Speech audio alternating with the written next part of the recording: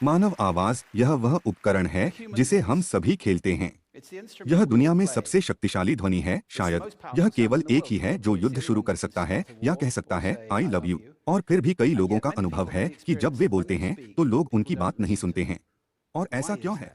दुनिया में बदलाव लाने के लिए हम शक्तिशाली तरीके से कैसे बोल सकते हैं? मैं क्या सुझाव देना चाहूंगा? कई आदतें हैं जिनसे हमें दूर जाने की जरूरत है। मैं आपकी खुशी के लिए यहाँ इकट्ठा हुआ हूँ बोलने के साथ घातकता। मैं यह दिखावा नहीं कर रहा हूँ कि यह एक विस्तृत सूची है, लेकिन ये 7 मुझे लगता है बहुत बड़ी आदतें हैं जिनमें हम सभी गिर सकते हैं। सबसे पहले गपशप। किसी ऐसे व्यक्ति के बारे में बुरा बोलना जो मौजूद नहीं है एक अच्छी आदत नहीं है, और हम पूरी तरह से अच्छी तरह से जानते हैं कि व्यक्ति गपशप कर रहा है 5 मिनट बाद हमारे बारे में गपशप करेगा। दूसरा, न्याय करना। हम ऐसे लोगों को जानते हैं जो बातचीत में ऐसे हैं, और किसी की बात सुनना बहुत कठिन है यदि आप जानते हैं कि आपको जज किया जा रहा है और उसी समय वांछित पाया गया है।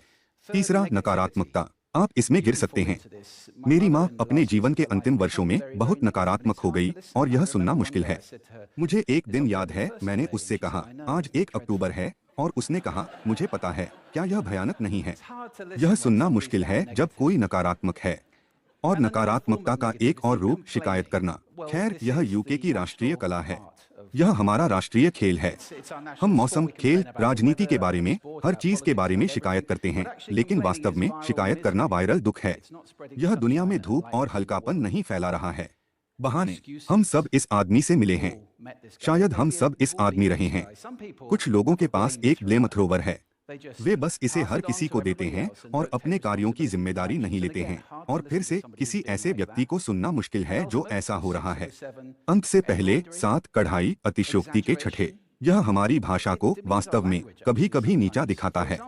उदाहरण के लिए, अगर मुझे कुछ ऐसा दिखाई देता है जो वास्तव में भयानक है तो मैं इसे क्या कहूँ? और फिर बेशक यह अतिशयोक्ति झूठ हो जाती है, और हम उन लोगों की बात नहीं सुनना चाहते जिन्हें हम जानते हैं कि हमसे झूठ बोल रहे हैं। और अंत में हठधर्मिता, राय के साथ तथ्यों का भ्रम।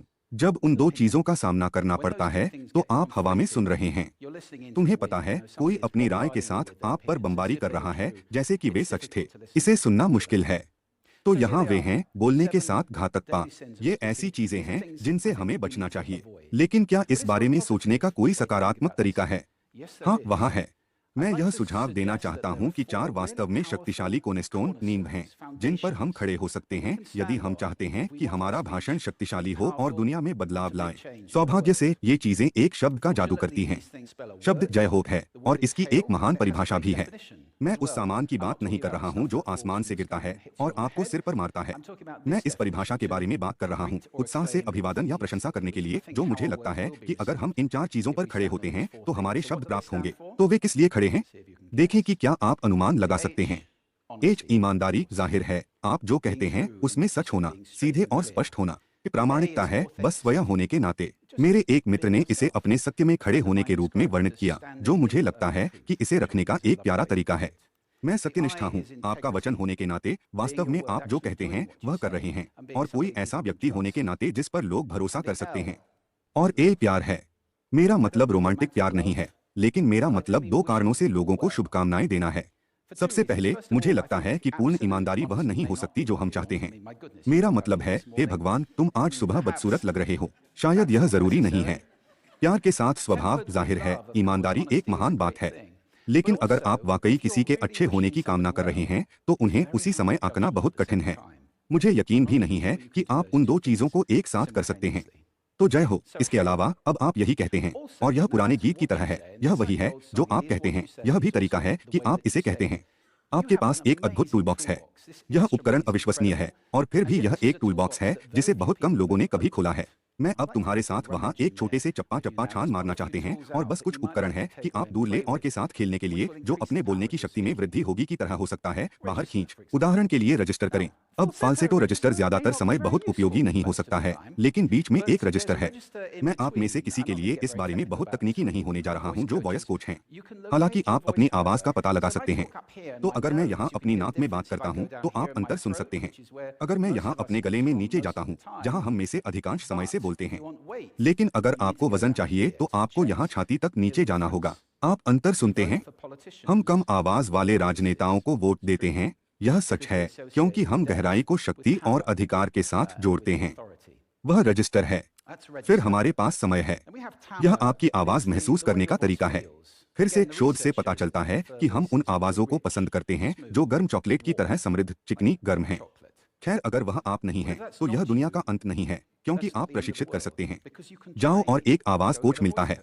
और ऐसी अद्भुत चीजें हैं जो आप सांस लेने के साथ, मुद्रा के साथ और व्यायाम के साथ अपनी आवाज के समय को बेहतर बनाने के लिए कर सकते हैं। फिर प्रोसोडी। मुझे प्रोसोडी पसंद है। यह गायन गीत है, मेटा भाषा जिसका उपयोग हम अर्थ प्रदान करने के लिए करते हैं। यह बातचीत में अर्थ के लिए मूल एक है। जो लोग एक नोट पर सभी बोलते हैं, वे वास्तव में सुनने में काफी कठिन होते हैं यदि उनके पास कोई अभियोग नहीं है। यहीं से मोनोटोनिक शब्द आता है, या नीरस, मोनोटोन। इसके अलावा हमारे पास अब दोहराए जाने वाले अभियोग हैं, जहां हर वाक्य समाप्त होता है जैसे कि यह एक प्रश्न था, जब यह वास्तव में एक प्रश्न नहीं है, यह एक बयान है। और यदि आप उस एक को दोहराते हैं, तो यह वास्तव में अभियोजन के माध्यम से संवाद करने की आपकी क्षमता को सीमित कर रहा है, जो मुझे लगता है कि शर्म की बात है। तो आइए कोशिश करें और उस आदत को तोड़ दें। गति। मैं वास्तव में जल्दी से कुछ कहकर बहुत उत्साहित हो सकता हूं, या मैं जोर देने के लिए सही धीमा कर सकता हूं। और उसके अंत में, निश्चित रूप से, हमारा पुराना दोस्त मौन है।